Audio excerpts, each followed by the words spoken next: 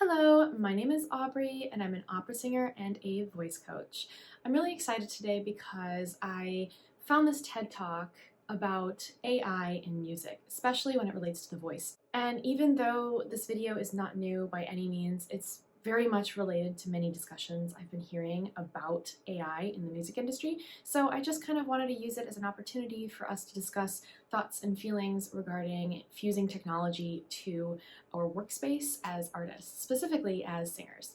I am personally actually quite interested in AI because I feel that the ability to almost pull my voice from my corporeal form and be able to examine it on a much deeper level is just almost incomprehensible to me. And the idea of being able to then use that knowledge that I gain to create more and more complex art, it's very, very tempting. But I can also understand other artists who have more reservations about what this means for us as living artists in the long term. So without further ado, let's spend some time listening to Holly Herndon on her TED Talk.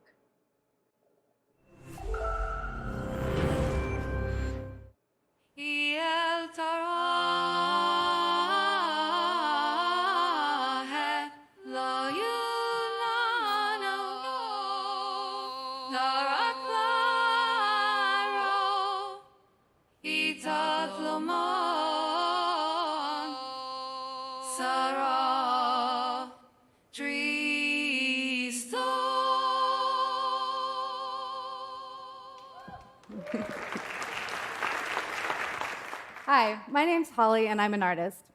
That was my voice, but I didn't sing that clip. I trained an AI on my own voice, and now she can sing anything in multiple languages. Her name is Holly Plus, and you just heard her perform El Cant de la Sabila, which is a traditional song arranged by Maria Arnal in Catalan, not a language that I speak, and not a vocal tradition that I've trained in. Those melismatic runs are really difficult to hit. To show you Holly Plus's full range, I'll also play an example in German. This is Mac the Knife by Brecht. Und der Hafisch, der Haxano, und die Traktor im Gesicht. Of course, Holly Plus can, thank you.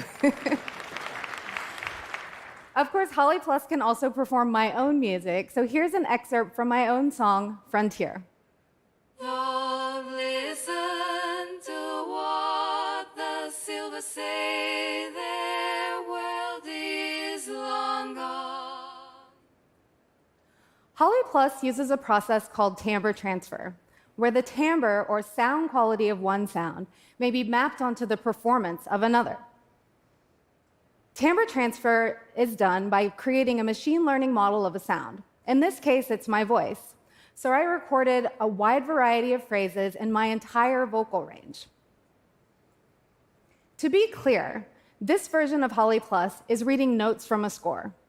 So I'll also play you an example of her singing in Spanish, Bésame Mucho by Velázquez.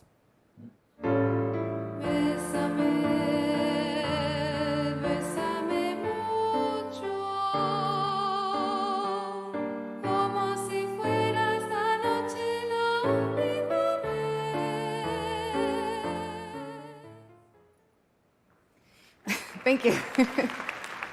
I can't speak Spanish, by the way, so.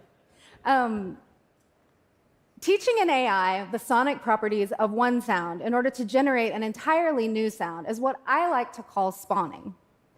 Spawning is what allows Holly Plus to create a wide range of vocals that I didn't sing from a set of recorded phrases that I did sing. I like to think of spawning as a kind of 21st century corollary to the musical tradition of sampling, which had a really big impact on both music and intellectual property. Cool, so let's pause right there for a minute and we can talk a little bit about what this kind of means. It is so interesting, but as the program stands, I do find myself still missing the depth and the subtleties that come from a living voice.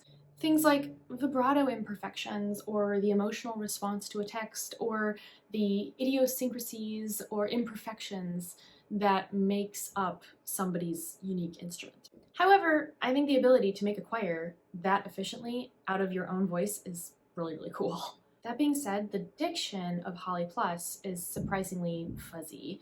And as a result, I kind of lose the natural pacing of the language and some of the context that my brain would search for if I were listening to somebody singing it from an emotional perspective. As human beings, we speak with different cadences and tempi depending on how we're feeling and depending on who we're talking to, so I feel like that is something that I'm missing out just on my initial listen.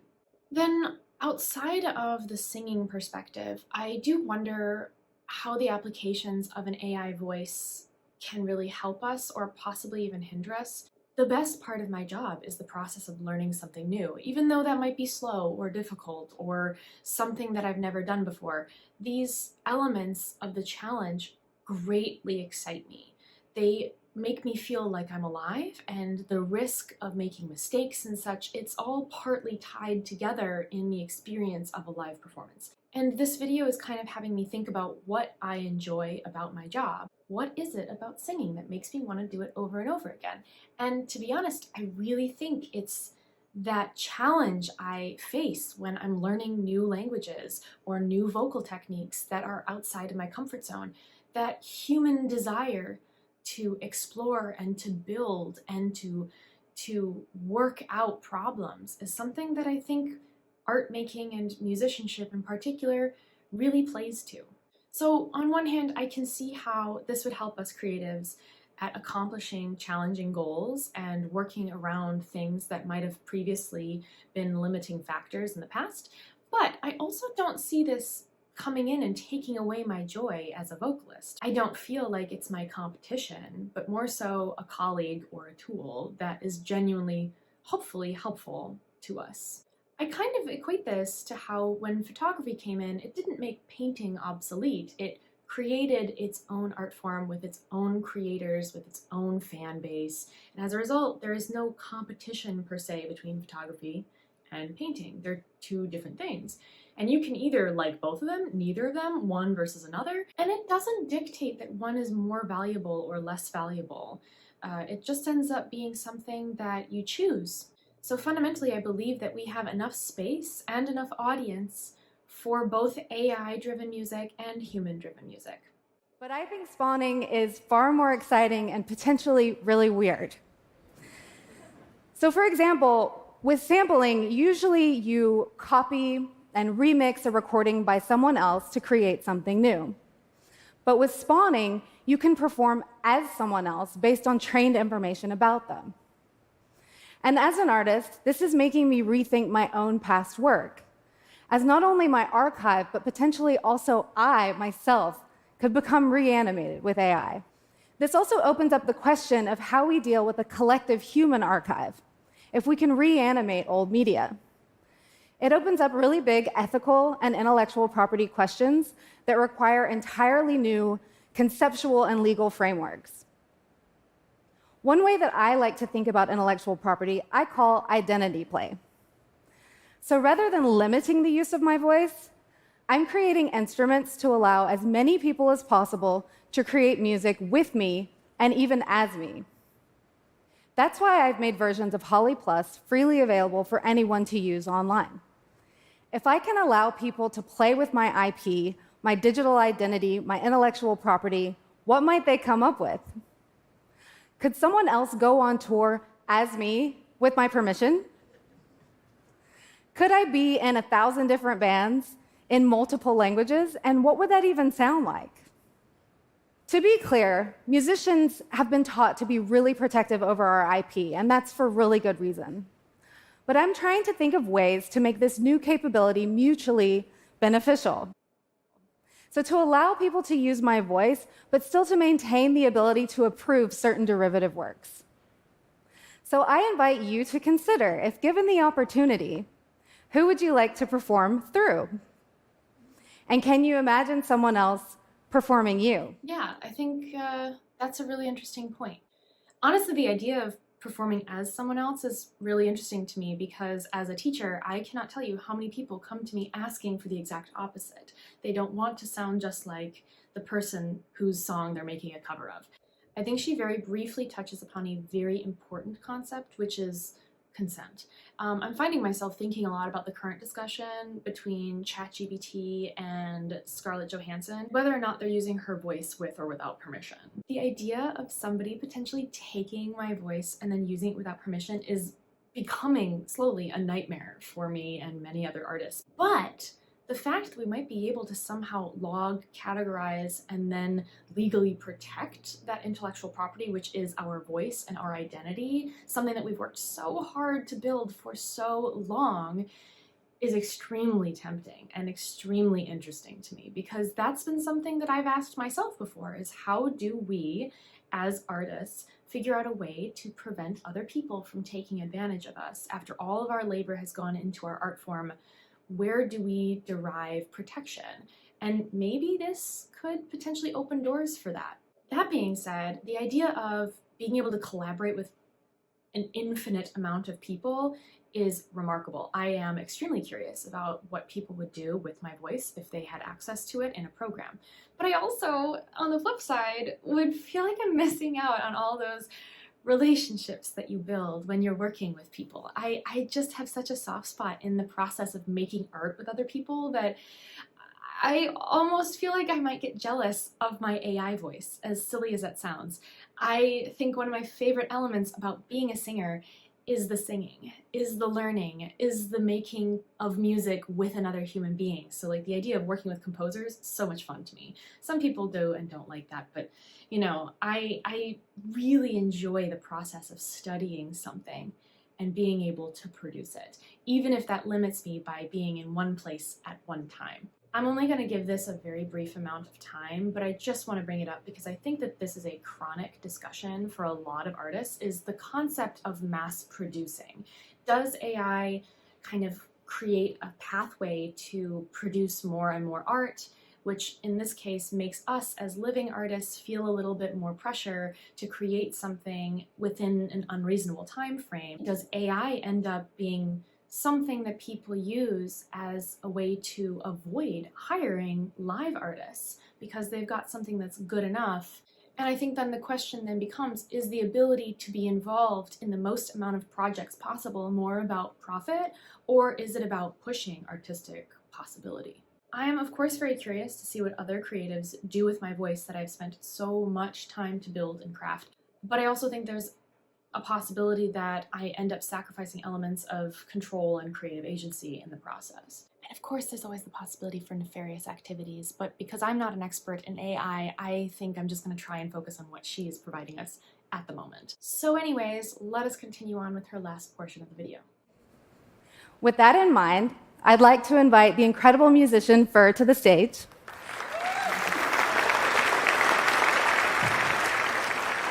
So today, Fur will be performing his own song, Murky. And with one microphone, you'll hear Fur's beautiful natural voice.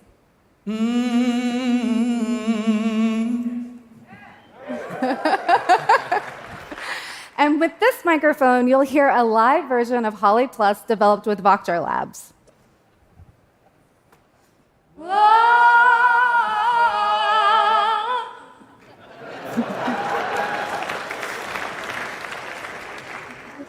Take it away, Fur. It gets so murky, loving what you know, but I keep on swimming. I'm swimming further up the road. See, the problem is I don't know what to say when you come around acting this way.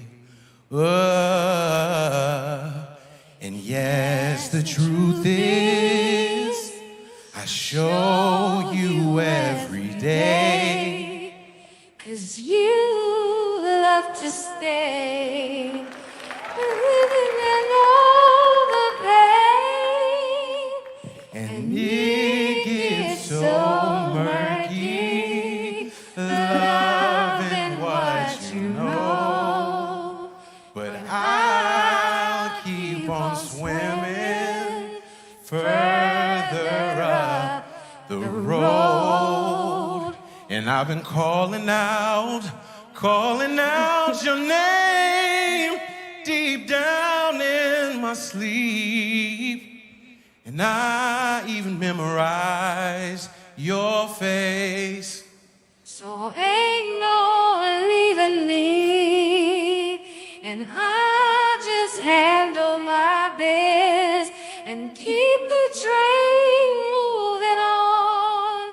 And you know what it is, it's just you that I'm choosing, 'cause it gets so murky, loving what you know. And I'll keep on swimming further up the road. And it gets so murky, loving what you know. And I'll keep on swimming further up the road. Swimming, I'm swimming further up the road. And I'll keep on swimming, swimming further up the road.